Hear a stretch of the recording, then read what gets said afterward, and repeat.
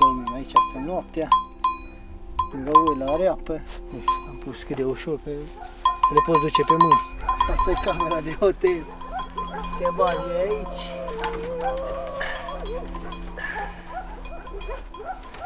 Și uite aici, privești oile.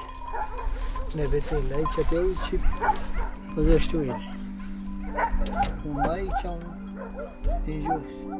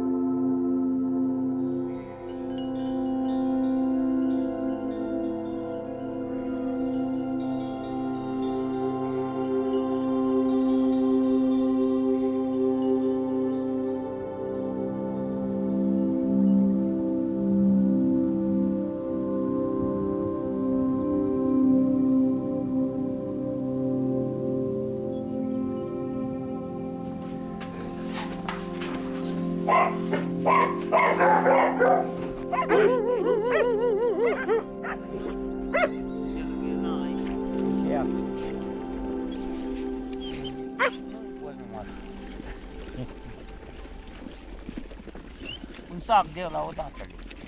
Că dacă era să fac mămălii, trebuia să fac toată noaptea.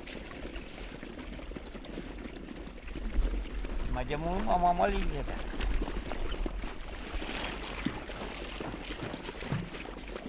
Mi-a luat de o tavă, lui ăștia.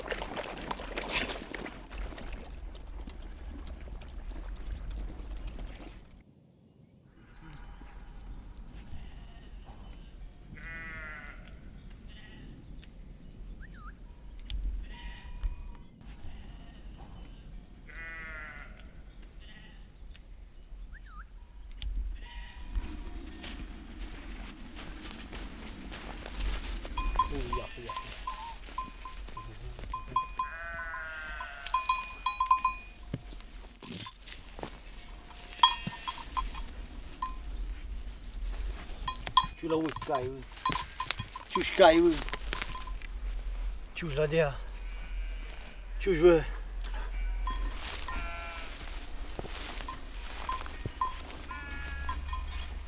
La uscai, ciula.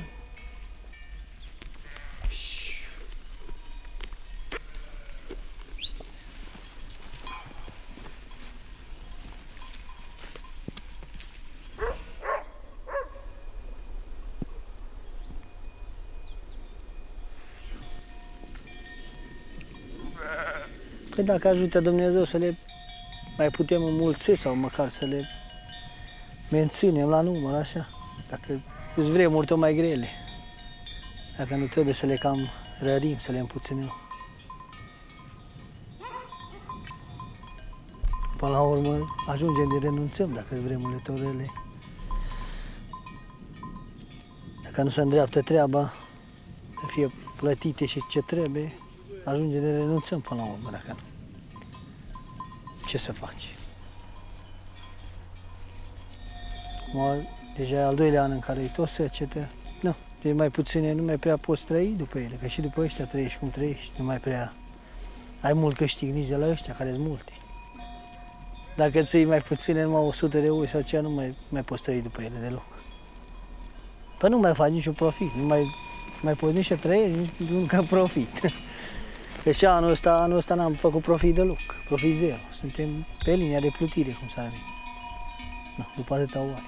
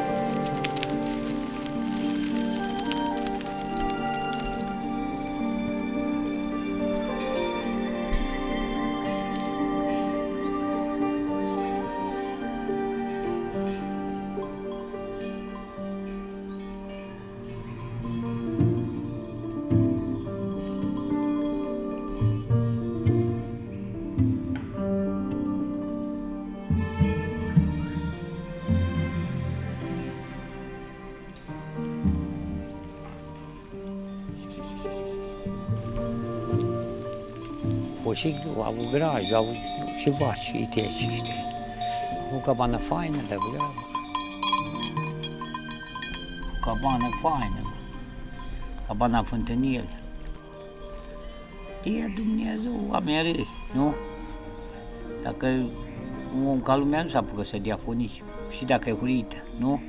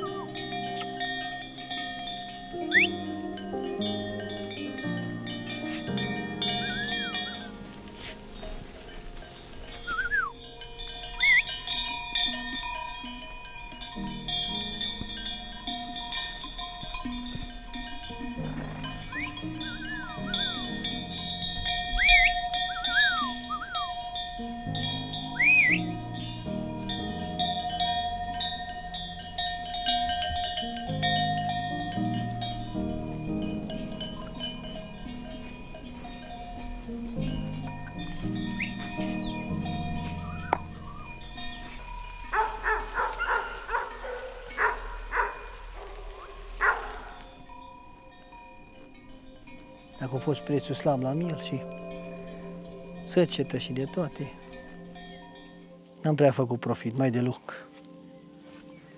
Dacă o ții așa câțiva ani, până nu se mai merită să le mai ții. Mai bine renunți și gata. Vedea, să vă mai uitați Dumnezeu și câte noi. Dacă se îndreaptă lucrurile și e bine să fie prețul la miel preț și la brânză să fie căutată, pe atunci, nu. Vrem să le mai mulțim, dacă nu, sau măcar să ținem tot atâtea, da? Dacă nu, păi ce să mai? Vom vedea, vom trăi și vom vedea. Cel mai greu, acum, că nu au fost plătiți mie, anul ăsta au fost chiar slab de tot plătit. Ca acum 10 ani de zile, îți dai seama? Prețul de acum și altele, ce prețuri au față de acum 10 ani de zile? Nu. Aia e treaba. Aia e primul obstacol, prețul la mie, că nu mai ai brânza tot mere cu mere. Cât de cât, nu, e acceptabil, că nu poți să ceri nici o grămadă, dar e acceptabil, brânza tot mere. Mielul așa, lâna dacă s-ar căuta, cât de cât să fie și aia, 1 leu, 2, măcar atâta, nu, să zici. Să nu chiar să o arunci. Și acum, nu, al doilea e seceta, ăștia, seceta, nu. Poate acum a fost un an, doi, așa, unul după altul, da. Poate nu mai este așa, dacă e tot așa, păi nu știu. Trebuie munți, luați alții și tot așa căutat. Trebuie să le dai pân, mâncare, după aia e cheltuială dacă le dai și vara de mâncare și iarna, pe ce ai mai făcut? Trebuie să bagi și din buzunar, numai că nu scoți nimic, trebuie să bagi tot din buzunar. Pe vară, de-aia ai făcută vară, nu, să mânce iarbă, primăvară, vară, pe ea, destul că le dai 4-5 luni de zile mâncare, păi. 6 luni, 6-7 luni să mai mânce și ele iarbă. Munca omului nu mai este plătită. Numai plătite fetele alea ce se dezbracă la cameră. Noi nu mai suntem plătiți care lucrăm. Ce să faci? Ăștia zăremurile. Nu ne putem dezbrăca chiar toți, că dacă și n-ar mai lucra.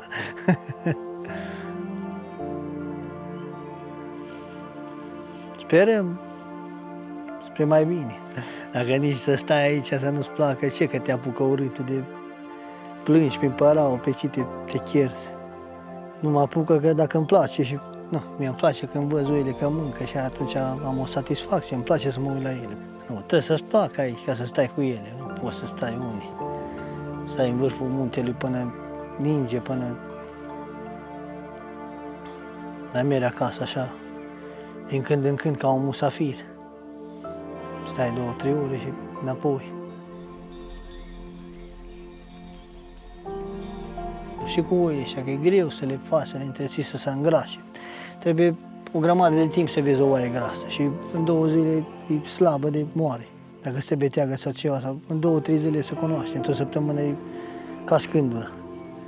Și până să îngrașe trebuie câte o jumătate de ani de zile, să mănânce bine, să stea bine pe picioare. Și eu sper să fie mai bine. Și sperăm, vom vedea.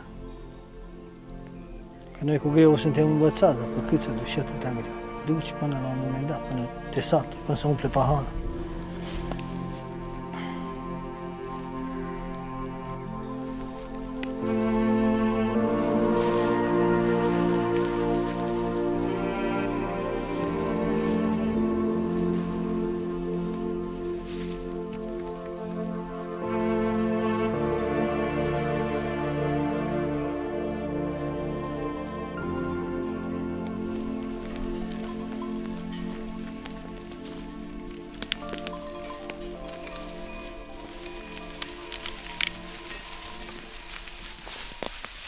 O iarbă asta cu foaia așa, e grosam, așa îi zice asta. Asta și iarna asta tot așa. Asta e bună, e tare bună iarba asta. Asta nu se uscă, așa verde este. Și prinde de ea, pune și la spate, să îngrașe de la ea. Să fie cât de multă.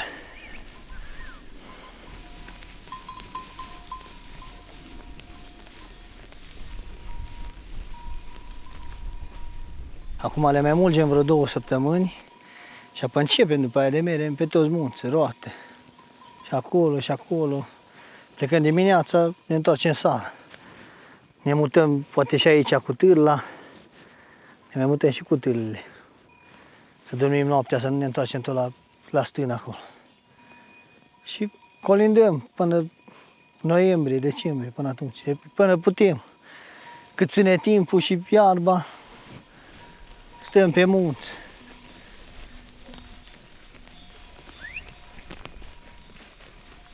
Acum nu poți să mergi peste tot, că mai sunt vaci, mai sunt oi. Dar după ce coboară, la săptămână, 2, să spală locul, să nu se mai cunoaște cum ai fost animale. Și atunci pornești și pe acolo. Mâncă bine și după alte animale, dar să treacă o țără de timp, 2 săptămâni după ce pleacă. După pornesc. Ăsta e fructul la fag, e ca și ghinda. Și ca porumbul. Toamna e bun, dacă este, îl mâncă și pe ăsta. Acum e nedesfăcut și după ce se coace, se desface și cade jos. Și pe ele la adună de pe jos. Și bun și ăsta.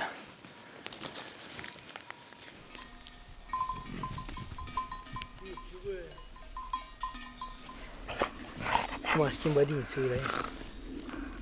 Vezi? Colțul ăla mic. Ia uite, stai. Ia să-i cade jos. Te schimb acum. Dar veniți toți acum pe mine aici, când vreau să mă pe dentistul și eu.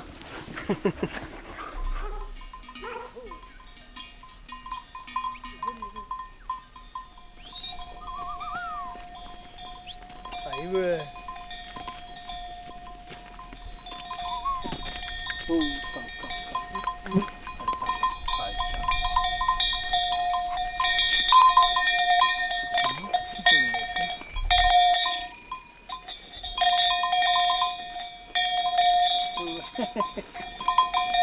Ce că ne lasă oare?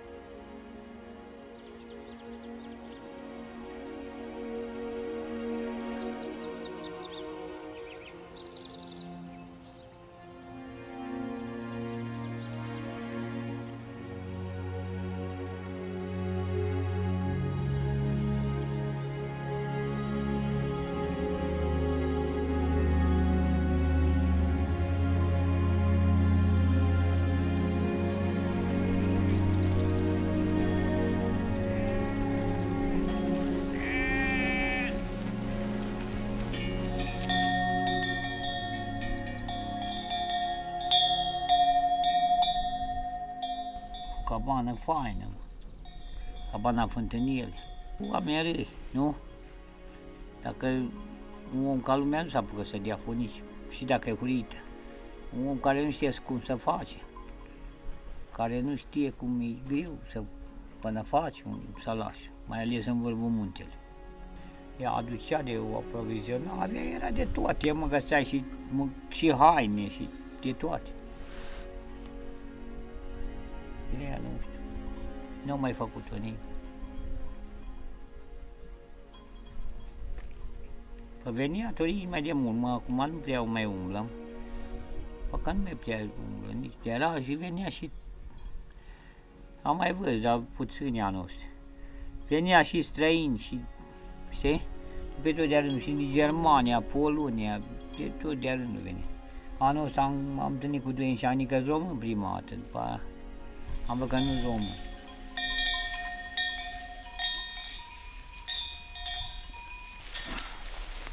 E asta. Asta e de pădure, nu crește prin plantații, prin braș, prin aia, dar uite și aici în la Poiană, dacă cum a fost bradul căst.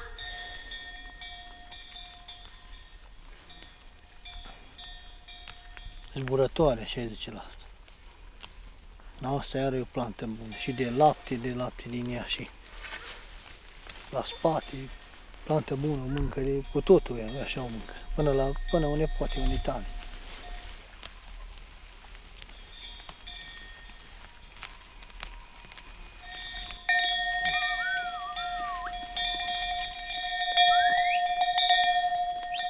Ce uilea!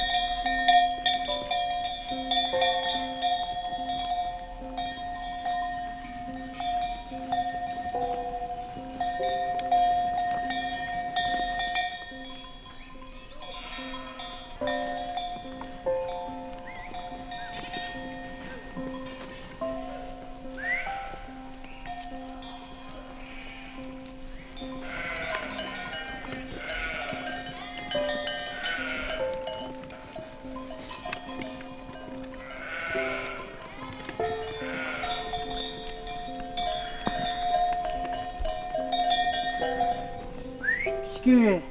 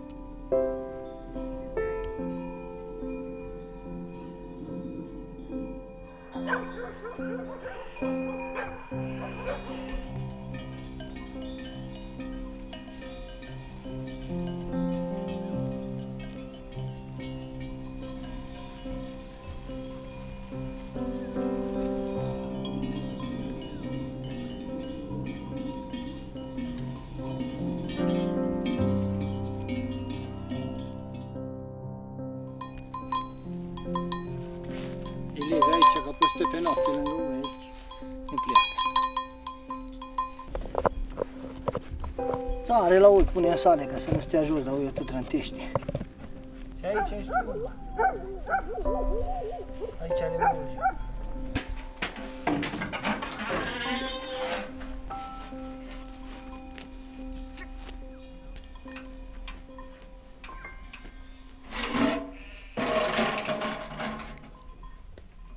Mătaua știi că el le face de la vale și oile las care de mulți aici, știi? Când au ce rămân afară. Să facă din.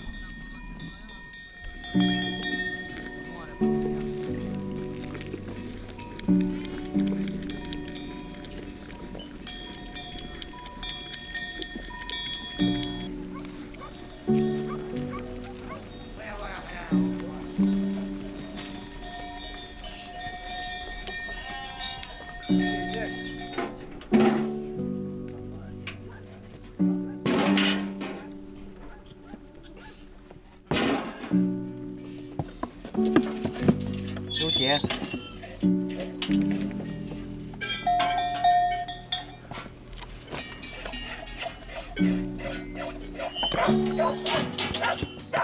Știi, bă?